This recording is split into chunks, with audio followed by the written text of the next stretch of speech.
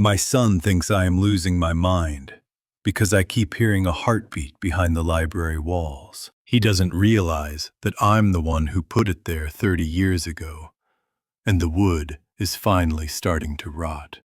David stands in the doorway with that practiced expression of pity, his hands tucked into the pockets of his expensive leather jacket.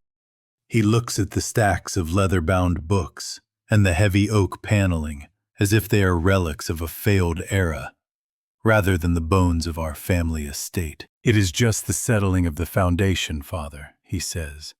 His voice is smooth and clinical as a surgeon's. "Old houses make noise. It is time we think about a luxury suite in the city, somewhere without the damp." I look at him and see the boy I taught to hunt in these woods. But then the sound returns. Thump, thump, thump. It is a rhythmic, wet vibration that seems to pulse through the soles of my heavy leather slippers. He cannot hear it yet, I think to myself, but he will.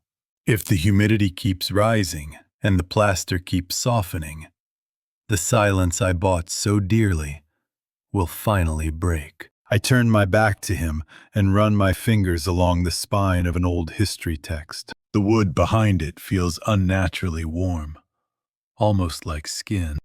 30 years ago, this room was the site of a desperate negotiation. Julian had come here with his threats and his legal papers, ready to strip this family of everything we owned. He was a man of sharp angles and even sharper greed. A cousin who saw only dollar signs where I saw heritage. I remember the way the moonlight hit the ink on the documents he wanted me to sign. I remember the heavy brass bust of Pallas Athena on the desk. Most of all, I remember the silence that followed the final blow. It was a heavy, suffocating silence that I decided to build into the very structure of the house. I was younger then, stronger, and driven by a primal need to protect my son's inheritance. Now, that same son wants to sell the very walls that kept him safe. "Are you even listening to me?" David asks, his footsteps clicking on the hardwood as he approaches. I can feel my heart racing in time with the sound in the wall. "You have no idea what is holding this room together, David," I want to roar. "You have no idea the blood that was shed to keep that roof over your head."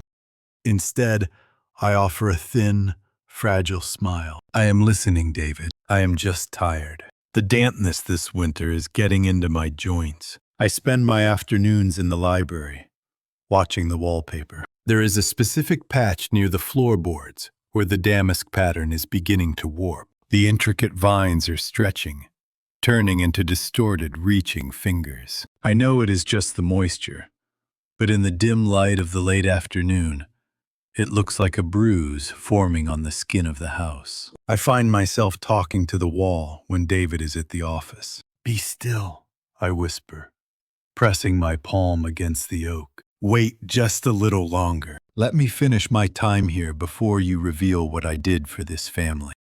The internal dialogue is a constant hum in my head. Did I do it for him? Or did I do it for the pride of the name? Does the reason even matter now that the evidence is literally beating against my hand? I recall the night I moved the paneling. I recall the smell of the lime and the mortar I used to seal the hollow space. I thought I was burying a problem, but I was actually planting a seed. Over 3 decades, that seed has grown into a ghost that refuses to stay quiet. I wonder if the rot is in the wood, or if it is in my own soul, finally manifesting after years of hiding.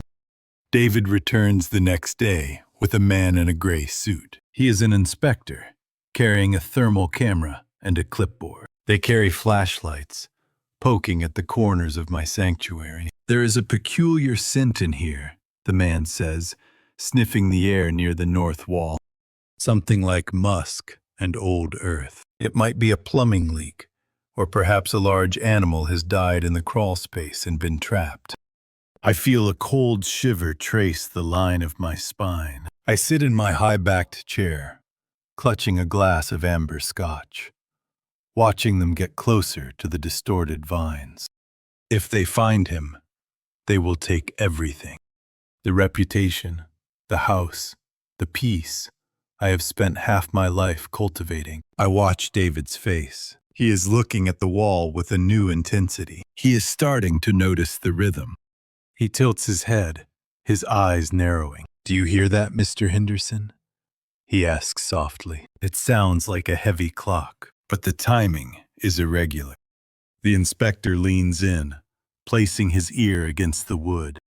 My breath hitches in my throat. I can feel the weight of 30 years pressing down on my chest. The silence is ending, I think. The inheritance is finally coming due. I remember Julian's eyes in the moonlight as they went wide with surprise. I remember how I didn't feel regret, only a profound sense of relief that the threat to my son's future was gone. But threats never truly disappear. They just change form. They become sounds in the night and stains on the wallpaper. "I don't hear anything," the inspector says after a long moment. He stands up and scribbles something on his pad, but the moisture levels are off the charts. "We need to strip this paneling back to see what is happening with the masonry. It looks like the stone is weeping."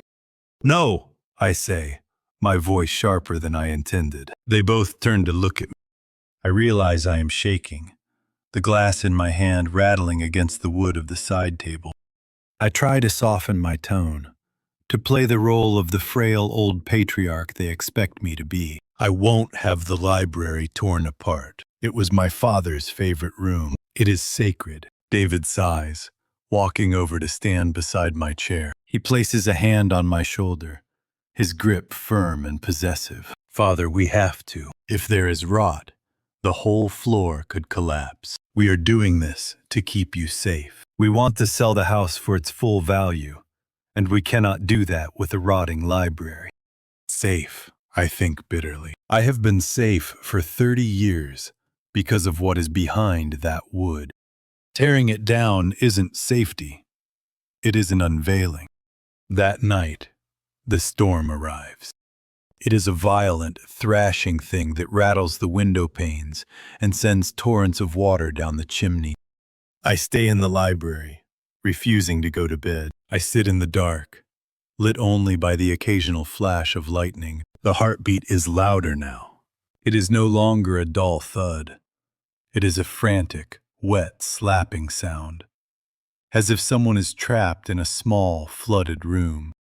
The wallpaper is peeling away in long, wet strips. I see the gray stone beneath and the dark, narrow crack where I once worked with a trowel and a desperate heart. "I am sorry, Julian," I whisper into the darkness. "I am sorry I didn't bury you deep. I am sorry I didn't leave this house when I had the chance." I imagine the wall bursting open. I imagine the bones, clean and white, or perhaps not clean at all. I imagine the police, the headlines, and the look on David's face when he realizes his inheritance was built on a foundation of bone and lime. The internal dialogue shifts from fear to a strange, hollow acceptance. Maybe it is time for the house to speak. Maybe I am too tired to keep the secret anymore. I have spent 30 years holding my breath. It might be nice to finally exhale. In the morning, the sun shines with a cruel, bright clarity. David is already in the library when I enter. He is standing by the wall, which is now visibly bulging, the wood warped outward. The smell of earth is overwhelming, thick and cloying. He isn't wearing his jacket today. He is wearing an old sweatshirt, ready for physical labor. He has a heavy crowbar in his hand. "I couldn't sleep," he says, his voice trembling slightly. "The sound was so loud, Father. It was like someone was knocking from the other side. I'm not waiting for the inspector to come back next week. I need to know what is in here." I watch as he wedges the metal tip into the seam of the oak paneling. My heart is a frantic bird in my ribs. I want to stop him, but my legs feel like lead. I realize that a part of me wants him to find it. I want the silence to end. I want to be known by my son, even if being known means being judged. The first board groans as it is pried away. The sound is like a bone breaking. David gasps as a gust of cold, foul air rushes out of the cavity. He pulls harder, the wood splintering under his strength. Another board falls, then another.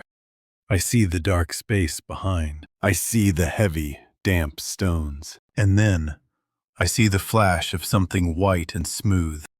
David freezes.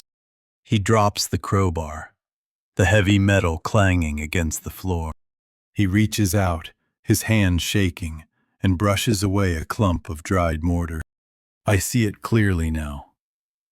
The brass bust of Pallas Athena, buried alongside the man who tried to take our home. But it isn't just the bust. It is the skeletal hand wrapped around it, as if even in death, the struggle for possession never ended. The ring on the finger still catches the light. "Father?" David whispers. He doesn't turn around. He stays staring into the dark hole he has created. I walk forward, my slippers silent on the rug. I stand behind him and place my hand on his shoulder. The heartbeat has stopped. For the first time in 30 years, the library is truly, perfectly quiet. The secret is out, I think. The weight is gone. Now we see if he is truly my son. "It was for you," I say, my voice steady and clear. "It was always for you." He was going to take everything. He was going to leave us with nothing. David turns to look at me then. His eyes are wide, filled with a mixture of horror and a terrible, dawning understanding. He looks at the wall, then at me, then back at the wall. The silence stretches between us, a new kind of inheritance. It is a silence that won't be broken by the settling of a house or the beat of a guilty heart. It is the silence of a shared truth. He looks at his own hands, the hands that just tore down the barrier. "What do we do?" he asks. Not "what did you do?" but "what do we do?" I feel a strange sense of peace. The wood is rotting, the house is failing, but the bond is sealed. I look at the dark space behind the wall, and then back at my son. "We do what men of this family have always done," I reply. "We protect what is ours. We seal the wound." The end.